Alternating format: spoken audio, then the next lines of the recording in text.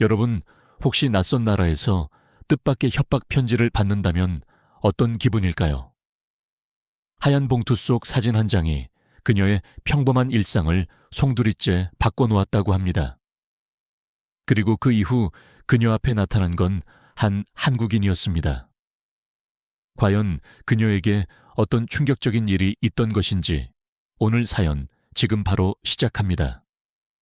저는 미국에서 태어나고 자란 평범한 학생입니다. 어린 시절부터 해외 유학을 꿈꾸곤 했지만 막상 네덜란드의 한 대학교에 합격해 이곳으로 오게 되었을 때는 설렘과 함께 불안감도 크게 찾아왔습니다. 낯선 언어와 문화에 부딪히는 게 두렵기도 했지만 또 한편으로는 오랫동안 바라던 기회였기에 어떻게든 열심히 해내야겠다고 마음먹었어요. 부모님도 많이 응원해 주셨고 고등학교 때부터 유럽 여러 나라의 문화를 관심 있게 지켜봤던 터라 적응만 잘하면 즐거운 학교 생활을 누릴 수 있으리라 생각했습니다. 처음 네덜란드에 도착했을 때 가장 크게 느낀 건 자전거 왕국이란 말이 결코 과장이 아니라는 점이었어요. 공항에서 시내로 넘어가는 길 곳곳에 자전거 전용 도로가 멋지게 뻗어 있고 퇴근 시간이나 주말에는 도로를 가득 메운 자전거 행렬이 눈에 띄었죠. 이곳 사람들에게 자전거는 삶의 일부처럼 느껴졌고 저도 언젠간 저 행렬에 끼어보겠다는 마음에 괜히 설레기도 했습니다. 그런데 그 설렘도 잠시 제 앞에는 진짜 낯선 일상들이 순식간에 몰려왔습니다. 처음 며칠간은 모르는 동네를 헤매고 사고 싶은 식재료가 있어도 네덜란드어를 잘 몰라 우왕좌왕하느라 한두 시간씩 걸리는 게 예사였죠. 영어로 간판이 쓰여 있는 곳도 있었지만 생각보다 많지는 않았습니다. 작은 슈퍼마켓에 가면 대부분 현지어가 먼저 써 있고 원산지나 재료 표기가 잘 이해가 안 돼서 엉뚱한 걸 사오기도 했어요. 집에서는 별 어려움 없이 식재료를 구해 가족과 함께 식사했는데 타지에서 혼자 지내다 보니 먹고 사는 문제부터 난관에 부딪힌 셈이었습니다. 생활에 어느 정도 익숙해질 무렵 학교 기숙사에 입주하게 되었습니다. 운 좋게도 교환 학생들에게 꽤 괜찮은 시설에 기숙사 방이 주어졌는데 저처럼 외국에서 온 학생들이 워낙 많다 보니 서로 다른 국적의 친구들을 만날 기회도 많았습니다. 덕분에 혼자 지낸다는 외로움은 조금씩 줄어들었어요.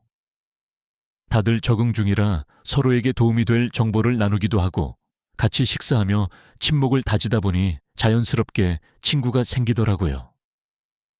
저는 기숙사에 배정된 날 곧바로 짐을 풀고 복도에서 만난 기숙사 매니저에게 인사를 건네면서 주변을 둘러봤습니다. 공동 주방, 휴게실, 세탁실이 어느 층에 어떻게 분포해 있는지 들으며 앞으로의 생활을 상상하는데 의외로 기숙사 분위기가 따뜻했습니다. 개인주의적일 거라고 생각했던 유럽의 이미지와 달리 기숙사 안에서는 이국 간에 서로 친밀하게 대화도 많이 나누고 도와주기도 하더라고요. 이게 바로 유학 생활의 묘미인가? 하며 혼자 들떴던 기억이 납니다. 대학 수업이 본격적으로 시작된 후에는 과제량이 많아 빠뜨트해졌습니다. 이곳 대학은 토론과 실습을 굉장히 중요하게 여겨서 매주 주제에 따른 자료조사와 에세이를 준비하는데 꼬박 시간을 들여야 했습니다.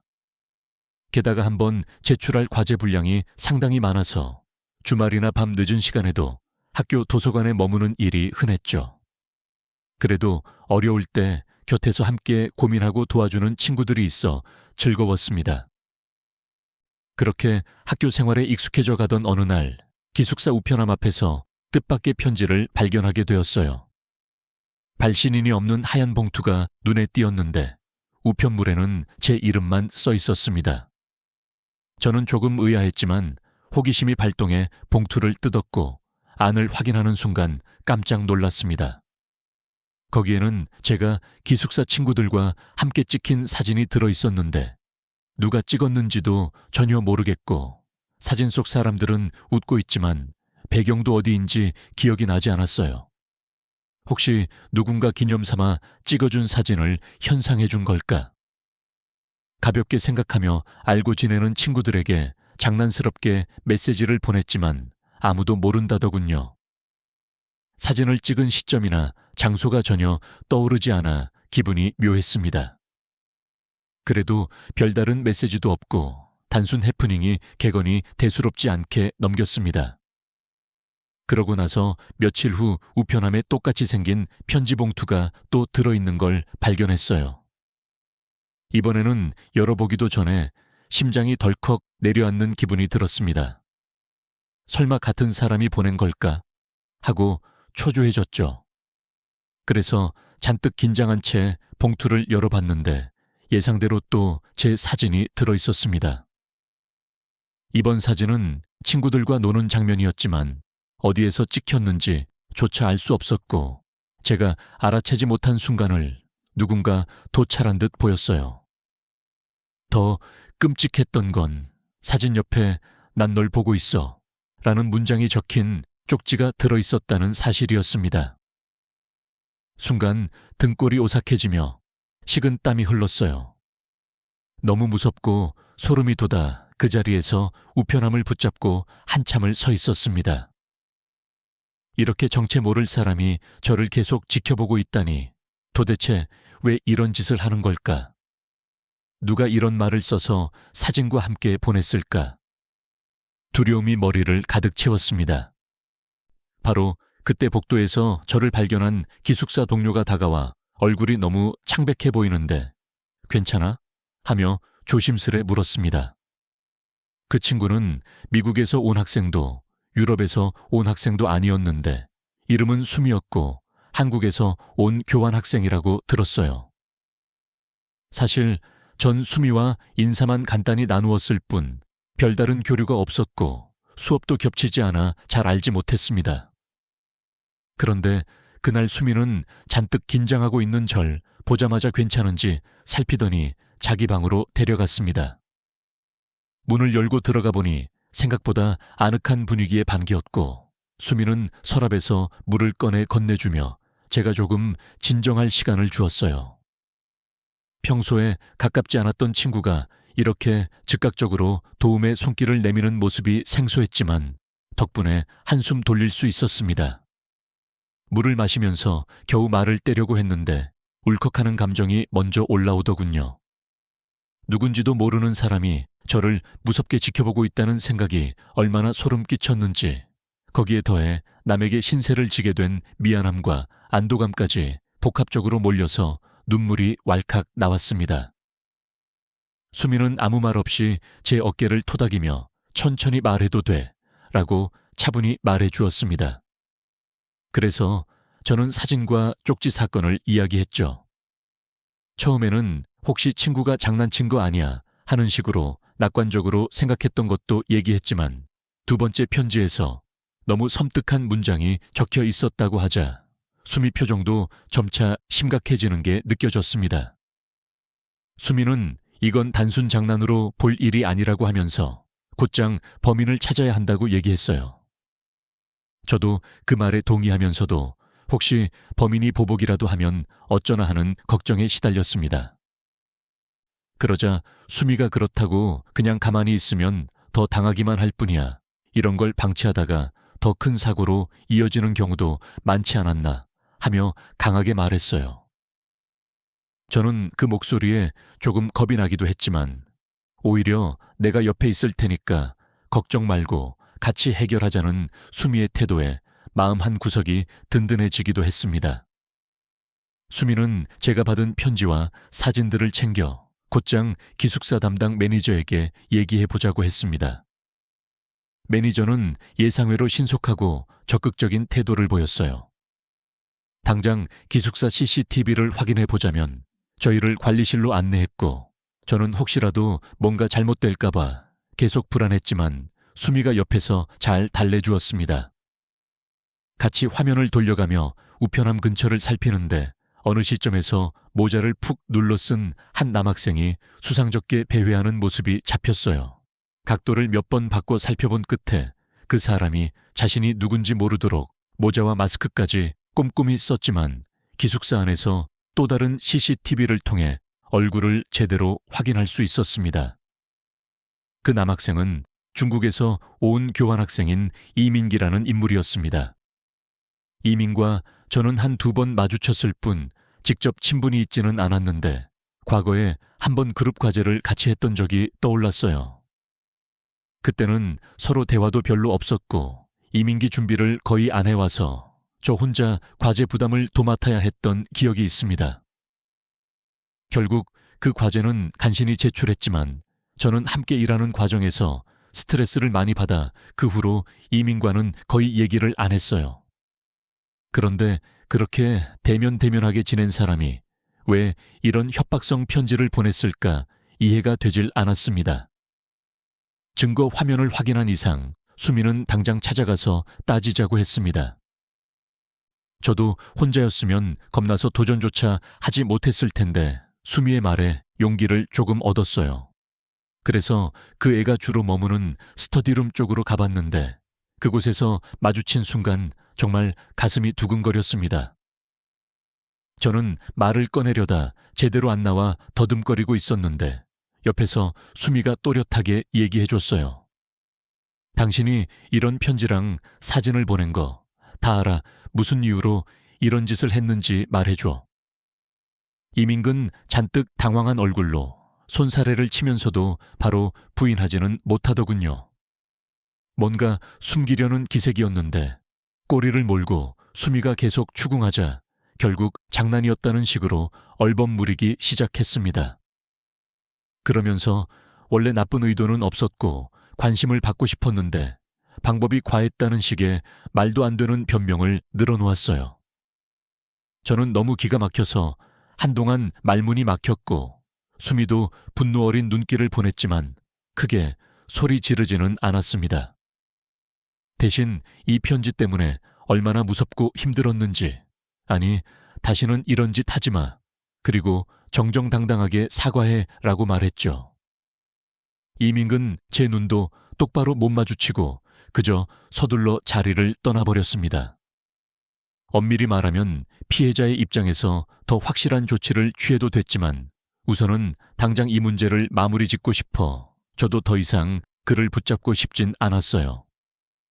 그날 이후 수미는 늘 제가 불안해하지 않도록 신경 써줬습니다. 옆방에서 혹시 밤늦게 무섭지 않냐 며 따뜻한 음료를 챙겨주기도 했고 수업 끝나면 저를 기다려 함께 기숙사까지 걸어가기도 했죠. 실제로 그 후로 이민근 눈에 띄게 모습을 감추었고 아무런 행동을 하지 않았기에 조금씩 마음의 안정을 찾을 수 있었습니다. 솔직히 말하면 제게 익숙했던 미국식 문화에서는 옆집 사람 일까지 나서서 챙겨주는 경우가 많지 않았어요. 서로 내가 도울 수 있는 부분만 돕고 나머지는 각자 해결하자는 식의 사고방식이 자연스러웠거든요. 그런데 수미는 오히려 같이 지내는 이웃으로서 이 정도는 당연하다며 무심한 듯 따뜻한 태도를 보여줬습니다. 그런 모습을 보면서 아, 이게 바로 한국 사람들이 말하는 정이라는 건가 하는 생각이 들었습니다. 그렇게 수미와 조금씩 친해지던 중 어느 날 학교에서 국제학생 교류협회 주최로 포틀럭 파티를 한다는 공지가 나왔습니다. 모두가 각자 자기 나라의 대표 음식을 가져와 함께 나눠 먹는 이벤트였죠. 미국 출신인 저는 처음엔 뭘 준비해야 할지 고민됐습니다. 뻔하게 햄버거나 핫도그류를 가져가자니 뭔가 성의 없어 보였고 파이 같은 걸 구울 시간도 넉넉치 않아 머리가 복잡했어요. 그래서 그냥 구하기 쉬운 재료로 샐러드와 간단한 미니버거를 만들어 갈까 싶었습니다. 그런데 복도에서 마주친 수미에게 무엇을 가져갈 거냐고 물으니 수미도 고민이 크다는 듯 머리를 극적이면서 한식을 몇 가지 해볼까 하는데 뭘 고를지 결정을 못했어 라고 하더라고요. 저는 속으로 한국에도 대표 음식이 많구나 정도로만 생각했습니다. 김치는 들어봤지만 그것만으로 파티에 가져가긴 뭔가 부족할 것 같았고 또 다른 음식이 뭐가 있는지도 몰랐거든요. 수미는 일단 떡볶이나 잡채 김밥 같은 거 만들면 외국인들이 꽤 좋아하더라며 웃었고 저는 그 이름들을 처음 들어보기에 호기심이 생겼어요. 파티 당일 저는 미니버거와 샐러드를 간단히 만들어 행사장으로 갔는데 이미 사람들로 붐볐습니다. 주최 측은 여러 나라 음식을 한가운데 테이블에 놓고 뷔페처럼 자유롭게 먹도록 했는데 눈을 돌릴 때마다 새로운 음식들이 질비했습니다.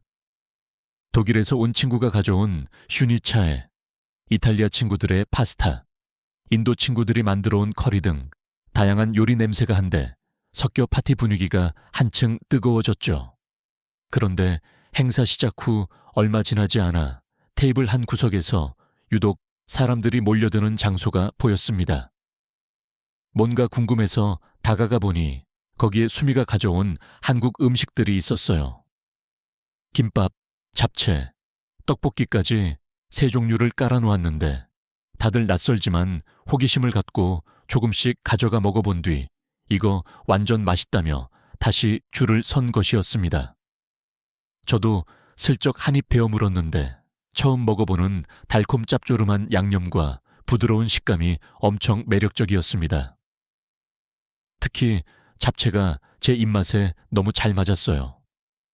당면이라는 낯선 면을 이용해 볶아 만든 요리가 이렇게 맛있을 줄 몰랐습니다. 보통 파스타는 금방 느끼해지는데 잡채는 기름진 듯 하면서도 의외로 깔끔해 이게 뭐지 싶을 정도였죠. 그리고 매콤한 떡볶이도 인상 깊었는데 처음엔 약간 맵다고 느꼈지만 어느새 그 매콤달콤한 맛에 푹 빠져버렸습니다. 그런 음식들 덕분인지 수미는 순식간에 인기녀가 되었고 여기저기서 이 레시피 좀 알려달라는 성화가 잇따랐습니다. 제 입장에서는 마치 내가 먼저 알아본 친구가 이렇게 인정받는구나 하는 자부심이 들기도 했어요. 행사가 끝난 후 몇몇 친구들이 수미에게 쿠킹 클래스 안 열어줘 하고 농담 삼아 물었는데 그것이 실제로 현실이 되었어요. 학생회 차원에서 교내 조리시설을 빌려 한국 음식 만들기 워크숍을 열겠다고 공지해버린 겁니다. 본래 수미는 서너 명 정도 가르쳐 주려던 게 전부였는데 정식으로 공지가 나가자 순식간에 신청자가 몰려 30명이 넘는 대규모 클래스가 되었죠. 저도 당연히 참여했습니다. 김밥을 만드는 법을 배웠는데 당근과 오이를 볶고 달걀지단을 만들고 여러 재료를 준비하는 과정이 조금 번거롭긴 했지만 직접 김에 밥을 넓게 펴고 그 위에 재료를 올려 돌돌 말아 자르는 과정이 무척 흥미로웠습니다. 완성한 김밥을 한 입 베어무니 여러 재료 맛이 어우러져 생각보다 훨씬 맛있었어요. 저를 비롯한 참가자들은 이 정도면 집에서 자주 해먹을 수 있겠다며 신나했습니다. 그렇게 수미와 한식을 소재로 더욱 가까워졌고 이 과정에서 자연스럽게 한국 문화에 대한 관심도 커졌습니다. 밤늦게까지 도서관에서 공부한 뒤 함께 야식으로 컵라면을 먹으며 잡담할 때 한국 드라마 이야기도 처음 접하게 되었어요. 친구들이 한국은 밤거리 안전해서 새벽까지 떡볶이를 사 먹을 수 있다거나 지하철도 정말 깔끔하고 시간이 정확하다는 말에 솔직히 설마했는데 수미가 정말이야. 다른 외국인들도 한국 가면 이 점을 가장 놀라워해 라고 하더군요. 전 거기서 또 문화적 충격을 받았습니다. 미국 지하철만 해도 곳곳이 지저분하고 안전하지 않은 구역이 많으니까요. 그러던 어느 날 저희 학교에서 아시아 전통예술과 복식사라는 수업을 듣게 되었는데 그 교수님이 유독 유명하셔서 저도 큰 기대를 품고 신청했습니다. 그 수업은 매주 아시아 여러 나라의 전통 의상과 예술을 역사적으로 연구하고 더 나아가 현대 문화에 어떤 영향을 끼치는지 토론하는 과목이었어요. 글쓰기도 많이 요구되어서 과제량은 꽤 많았지만 재미있는 주제라 전혀 지루하지 않았습니다. 그날은 교수님께서 우수과제 몇 편을 직접 언급하고 수업 시간에 함께 살펴보자고 하셨는데 그중 수미의 레포트가 뽑힌 거예요. 중국, 일본, 한국 세 개국의 전통 복식 기원과 변천을 주제로 작성한 과제였는데 정말 꼼꼼하게 자료를 찾았고 설득력 있게 썼다는 칭찬이 이어졌습니다. 수강생들도 어떻게 이렇게 자료를 폭넓게 모았지라며 수미에게 감탄했어요. 그러나 그 순간 강의실 구석에서 갑자기 한 학생이 벌떡 일어나더니 수미가 쓴 내용이 틀렸다고 목소리를 높였습니다. 자세히 보니 그 학생이 바로 중국인 이민기였어요. 저는 그를 기피하느라 최근 본 적이 없었는데 여전히 불만이 가득한 표정으로 서 있었습니다. 이밍은 한국 한복은 본래 중국 한부에서 왔는데 왜 자꾸 자기들 것이라고 주장하는지 이해가 안 된다.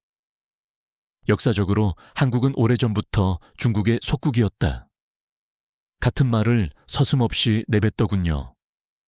강의실 전체가 솔렁거렸고 교수님은 애써 차분한 태도로 그렇다면 한복과 한부의 구체적 차이점이 무엇인지 아느냐고 물으셨습니다.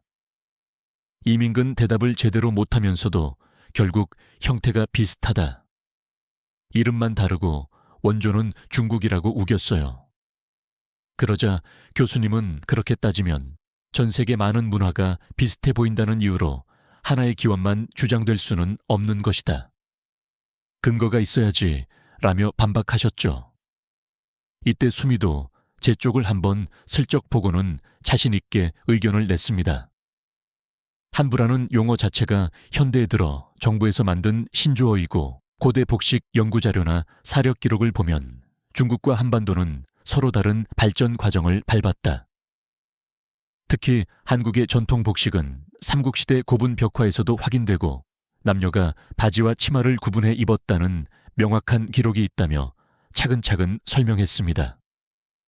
이민근 점점 표정이 일그러지더니 강의실 뒤편에서 작게 야유가 터져 나오자 아무 말 못하고 고개를 돌렸습니다. 교수님은 다시 한번 냉정하게 역사를 이런 식으로 단순화해서는 곤란하다. 다양한 사료와 관점을 두루 살펴야 하며 만약 중국에서 그런 내용을 가르쳤다 하더라도 이 수업에선 좀 더 근거를 갖추기 바란다. 그 말씀하셨어요. 그러고는 수업이 마무리되었습니다. 이 일이 있고 난 후 제겐 복잡한 감정이 들었습니다. 물론 이민기 저지른 짓과 그 후의 태도를 떠올리면 여전히 화가 났지만 한편으로는 그 더 자라운 환경에서 잘못된 역사를 배웠을 수도 있다는 생각이 들었습니다. 그렇다고 그런 주장으로 타인을 깎아내리는 게 정당화되는 건 아니지만 어쩌면 스스로 지식의 폭을 넓힐 기회를 못 누린 걸 수도 있겠다 싶었죠. 그리고 수미가 보여준 차분하면서도 확신에 찬 대응을 보며 또 한 번 감탄했습니다. 감정적으로 맞서기보다 근거 있는 설명으로 조곤조곤 상대를 설득하려고 노력하는 자세가 멋있었어요. 이전에 사진편지 사건이 있을 때도 저를 보호하려고 앞장섰지만 이번에는 본인 문제임에도 의연하게 대처하는 모습을 보면서 제가 배울 점이 많다고 느꼈습니다. 그 뒤로 저는 수미와 더욱 친밀해져서 평소에도 수업이나 진로 이야기를 많이 나누었습니다. 그러다가 한국이라는 나라도 궁금해져서 틈틈이 자료를 찾아봤어요. 그리고 문득 깨달았습니다. 이렇게 흥미로운 문화를 가진 나라라면 어차피 유럽에 있는 동안 비행기를 타고 갈 수 있는데 직접 가서 경험해봐야 하지 않을까 하는 생각이 들었죠. 그래서 여름방학이 다가오자마자 한국행 비행기 티켓을 예매했습니다. 사실 아직 구체적인 계획도 세우지 않았고 여행 일정을 어찌 잡아야 할지도 막막했지만 나중에 어떻게든 되겠지 싶었어요. 수미가 현지에서 가이드처럼 도와줄 수도 있고 아니면 혼자서라도 기차 타고 여러 도시를 돌아다니면 재밌겠다 싶었습니다. 게다가 제가 다니는 학과에서 저의 공간 인턴십을 몇 명 뽑는다는 소식을 들었는데 괜찮은 기회가 있으면 꼭 지원해 보려고 해요. 만약 운이 좋게 한국에 있는 미국 대사관 인턴 자리를 구하게 된다면 문화도 체험하고 실무 경험도 쌓는 일석이조가 되겠죠. 지금 돌이켜보면 네덜란드에 와서 여러 문화를 만난 것은 제 인생에 큰 전환점이 되었다고 확실히 말할 수 있을 것 같아요. 초반에는 외롭고 힘들었지만 수미라는 친구 덕분에 의지할 사람이 생겼고 무엇보다 새로운 시각으로 세상을 바라보게 됐습니다. 누군가가 위험에 처했을 때 나서서 돕는 일이 정말 자연스러운 일이 될 수 있다는 것, 그리고 그렇게 도움을 준다고 해서 손해보는 게 아니라 서로에게 큰 힘이 된다는 걸 실감했어요. 결국 사람 사이의 정이란 건 자신이 마음만 열면 언어와 국적을 뛰어넘어 어디서든 꼽힐 수 있다는 걸 배웠습니다. 또한 한국 문화는 생각 이상으로 매력적이었고 한식의 다양한 맛과 손쉽게 재료를 응용하는 조리법에 감탄했습니다. 그 덕분에 해외 포틀럭 파티에서 인기를 독차지하는 걸 직접 보면서 저도 기회가 된다면 더 깊이 배우고 싶다는 욕심이 생겼죠. 앞으로 남은 학기도 이곳 네덜란드에서 계속 생활해야 하는데 이전처럼 겁먹고 움츠러드는 대신 활발히 여러 사람과 교류하면서 지내고 싶습니다. 이밍처럼 저를 불쾌하게 만들거나 잘못된 주장을 하는 사람을 만날 수도 있겠지만 이제는 감정을 앞세우기보다 수미처럼 객관적인 근거와 차분한 태도로 부딪혀볼 용기가 생겼습니다. 곰곰이 생각해보면 그동안 저는 학교나 사회가 시키는 대로만 살아오면서 내일 외에는 크게 관심을 두지 않았는데 타국에서 충격적인 일을 겪고 친절한 도움을 받으면서 깨달은 점이 많습니다. 저 역시 누군가 도움이 필요한 순간이 온다면 주저하지 않고 기꺼이 손을 내밀 줄 아는 사람이 되어야겠다고 다짐하게 됐습니다. 지금까지 이민 가거나 교환학생을 간 선배들이 해외에서 생활해보면 시야가 넓어진다고 말하곤 했는데 그때마다 남의 이야기처럼만 들렸어요. 하지만 정체 모를 편지에 시달렸던 무서운 경험에서부터 수미가 보여준 뜨거운 우정, 포틀럭 파티에서 접한 한국 음식의 신선함, 그리고 이민과의 불편한 충돌을 지켜보며 얻은 교훈들까지 돌이켜보니 제게는 너무나도 큰 배움의 기회였어요. 아직은 경험해보고 싶은 게 많고 직접 맛보고 체험할 일이 가득합니다. 그래서 이번 여름방학에 한국으로 가는 게 무척이나 기대됩니다. 어두운 밤거리를 자유롭게 누비며 야식도 즐기고 한복도 곱게 차려 입어보고 현지인들이 정말로 드라마처럼 자정 넘어서까지 즐거운 시간을 보내는지 하나하나 확인해보고 싶어요. 그 모든 경험을 마치고 다시 네덜란드로 돌아왔을 땐 지금보다 훨씬 여유롭고 폭넓은 시각을 갖춘 사람이 되어 있을 거라 믿고 있습니다. 솔직히 말하자면 저는 미국에서 성장하면서 한국에 대해 깊이 생각해 본 적이 없었습니다. K-팝이나 한국 드라마가 요즘은 전 세계적으로 인기라고는 해도 그냥 유행 중 하나 개건이 했고 아시아 문화라는 범주에서 중국, 일본, 한국의 차이를 크게 의식해 본 적도 없었어요. 하지만 실제로 한국인 친구를 만나 그 문화를 조금씩 알게 되면서 제가 너무 편협했음을 깨닫게 되었습니다.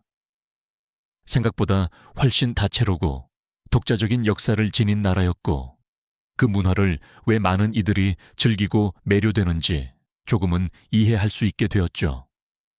이번 해외 유학 생활을 통해 얻은 가장 큰 성과 중 하나가 바로 이런 시야의 확장이라고 할 수 있을 거예요. 사진 협박 사건이라는 예상치 못한 위기를 겪었지만 그것이 오히려 수미라는 든든한 친구를 만나게 해준 계기가 되었고 나아가 한국 문화에 대한 호기심까지 폭발시켜 주었습니다. 다시 돌이켜보면 무섭고 힘든 일이었지만 결국 저에게는 값진 배움이 되었네요. 무엇보다 타인이 도움을 필요로 할 때 자기가 할 수 있는 만큼 도와주는 게 큰 힘이 된다는 사실을 뼈저리게 느낀 것 같습니다. 앞으로 저도 수미 같은 사람이 되기 위해 노력할 겁니다.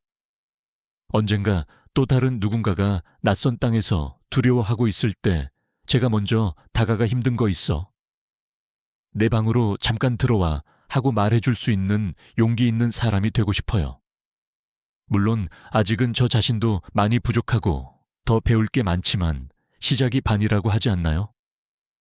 그래서 전 조금씩 더 나은 사람이 되어가리라는 확신이 듭니다. 이렇게 길고 복잡한 이야기를 마무리 지으려니 조금 쑥스럽습니다. 네덜란드에서 유학 생활을 하며 느낀 감동과 배우게 된 교훈이 많았는데 그 중에서도 가장 큰 깨달음은 문화는 경쟁이 아닌 교류와 이해의 대상이라는 점. 그리고 진심 어린 도움과 배려는 사람을 움직이는 강력한 힘이라는 점입니다. 저는 이제 곧 한국으로 여행을 떠나 직접 그 문화를 맛볼 생각을 하니 그 모든 경험이 또 얼마나 저를 성장시켜 줄지 설레고 기대가 큽니다. 언젠가 제가 한국에 가서도 수미만큼이나 멋진 한국인을 많이 만나게 되기를 바라며 그리고 이곳에서 만난 친구들에게도 조금씩 제가 받은 도움을 돌려줄 수 있기를 간절히 바라고 있습니다. 바로 이게 이번 사연에서 제가 느끼고 싶었던 핵심이 아닐까 싶어요. 감사합니다. 자, 오늘 이야기는 여기까지입니다. 정말 특별한 사연이네요. 한국인 분들은 정말 따뜻하고 마음씨 좋은 분들이 많아요. 앞으로 좋은 일들만 가득하시길 응원합니다. 자, 그럼 오늘 이야기 어떻게 들으셨나요? 사연이 괜찮았다면 구독과 좋아요 부탁드립니다. 그럼 지금까지 사연을 전해드렸던 저는 여우튜브 송은지였고요. 저는 더 즐겁고 다양한 사연으로 다시 찾아뵙겠습니다. 영상 시청해주신 모든 분들 고맙고 늘 감사합니다. 그리고 언제나 사랑합니다. 건강하세요.